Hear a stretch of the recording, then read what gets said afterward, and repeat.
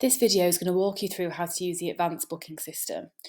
Now, the standard booking system allows you to set up your appointments on any given day. You can have days that are open or closed, you can set your hours for each day, and you can set how many customers you have in your store at one time. If you want any more complex settings, you're best doing that over here on the advanced booking system. So you can find that by going into tools and then booking config, and you'll come to this page. Now, this allows you to set your diary up exactly how you would like. So you can split your diary into groups. So you may have several changing rooms, and then you may want to have certain appointment types available on certain days at certain times. This will allow you to have that flexibility. So this is the first view that you get. So this is your empty diary, and you have over here every single day of the week.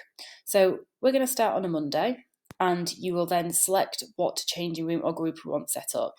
So these are all configurable in your default, so you can go to settings and defaults, or you can add a new group by clicking the plus button here if you did want to. So these are my existing groups. So we assume that the groups are normally fitting rooms or rooms that you use in your store where you'll have customers coming in. So I have changing room 1, changing room 2, and changing room 3, which is my seamstress. So you can see it splits the diary then into 3 columns. The next thing it says is how many appointments are allowed at any one time for this group. So this is basically saying at any one time I can only have 1 customer in changing room 1, 1 customer in changing room 2, or 1 customer in changing room 3. Now, that's not to say that you can have them all in at once. So it could be that you can have 3 in at once, so 1, 2, 3, in which case I would come down here and I'd change my appointments across the whole day to 3. Or it might be that you only have 1 staff member, but she could cover this changing room, or that changing room, in which case the appointments across the whole day are 1.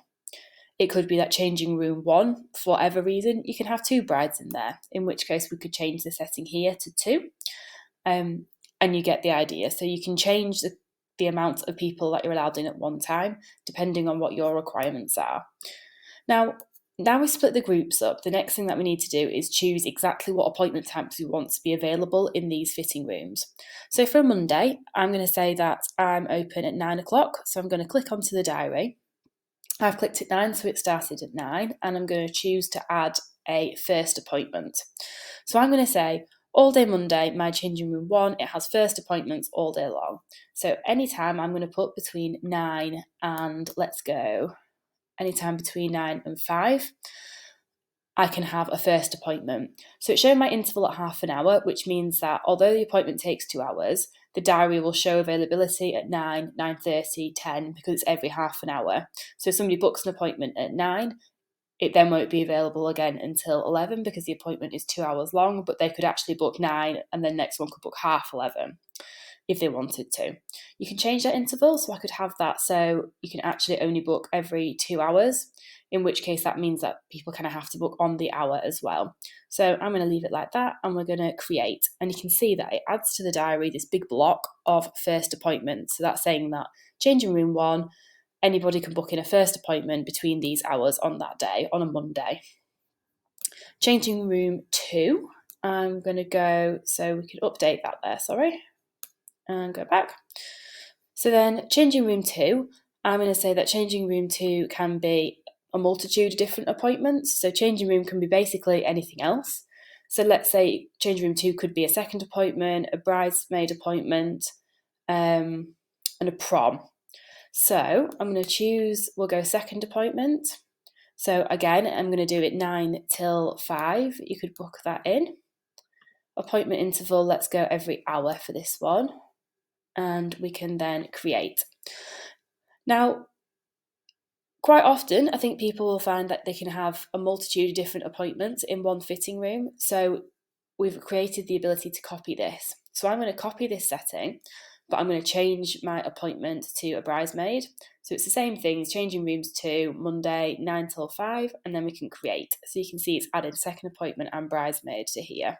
And I'm going to do exactly the same thing again. If I go copy again, and if I come down here and we'll add the prom appointment, and then we can click create again. So you can see all of those appointments have then been added to changing room 2. So that means at any given time, you could have somebody in changing room 1 having a first appointment and somebody in changing room 2 having either a second appointment, a bridesmaid appointment, or a prom appointment. So the last room is my seamstress room. So I'm going to add some seamstress appointments. So we're going to click onto the diary. I'm going to choose my category, so I'm going to go for first fittings. But the thing about these is I want these to be set at set hours. So I want my fittings to happen at 9 o'clock, 11 o'clock, and let's say 1 o'clock. So they're exact times. I don't want people to be able to book in at any other time apart from those set ones. So in order to do that, you want to choose your start time. So we've got 9 o'clock and it's an hour, so it finishes at 10. If we do that and we change the appointment interval to an hour, because it's the same length as the appointment, you'll see that the only available time for the person to book in is 9 o'clock. So I'm going to create that. So you can see it's just there. So the only time they can book in is 9. I'm going to do exactly the same thing again for 11 o'clock. So if we click here, we can see again.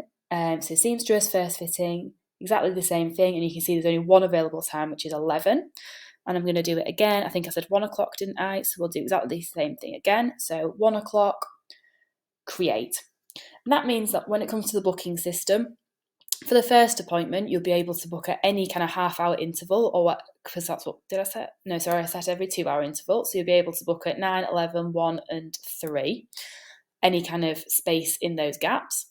However, if you wanted the appointments to be at exact set times, you can do it this way over here using this method. Now, this is just a Monday that I've got set up. And obviously, I appreciate there's quite a lot of different appointment types that could be across the full week. So in order to deal with that, we can go back to our Monday page and we can actually go ahead and we can copy the day. So if I toggle here, copy day, we can then copy this day to, I'm going to copy it to Tuesday, Wednesday, Thursday, Friday, and let's go Saturday and Sunday as well. So it means that you can actually copy those settings all the way over, and you can see these have gone from red to green up here, which means that they've been completed.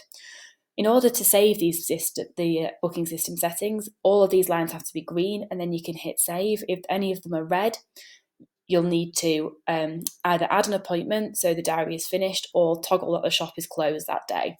So I'm going to go to a Wednesday. Let's just say Wednesdays are closed. You can then toggle it off, which means there's no appointments on a Wednesday and the shop is closed, so you don't have to do anything. So although I've copied them all across, you can still edit them. So say I wanted mostly the same, however, I wanted to add a couple more appointments. So on a Thursday, I wanted to go in, add another fitting. Let's say we do a final fitting on that day. So you can still go in and you can add additional categories and you can add additional appointment types, but it just means that you're not having to build all of this again every single time. So it's quite useful. And then let's go to Saturday. And it might be that Saturday you just have an increase of staff or availability. So it might be that you have the same appointment types, or it might be that they could be completely different. So I could change it to changing room 1. I can actually have 2 brides in there on a Saturday because I've got 2 staff members. Or it could be that across the whole day, we could leave it as you can only have 1 in each fitting room at once, but maybe I've got 3 staff members. So it means that I'll be able to have more appointments in the shop in total. You also could change things depending on your availability. So we could have it so that the changing room here, for example, although the rest of the week this is second appointments, bridesmaids and prom, I could delete that. And then on a Saturday, we might have it that it is first appointments as well. So I'm going to delete all those. And I'm going to click on here and I'm going to say that my changing room 2 for Saturdays, 9 till 5 again. I'm going to do my appointment interval as 2 hours again. And it then creates it so that actually is first appointments for Saturday as well. So I hope that helps to explain what you can do with the advanced booking system and might help you to be able to configure it how you would want it set up for your shop as well. When you are finished with everything, you can hit save and those settings will then be saved and they will then be used on the online booking system. So when a bride goes to book an appointment or any customer goes to book an appointment, they will then be using these live settings and it should show the appointment availability based on what you have set here.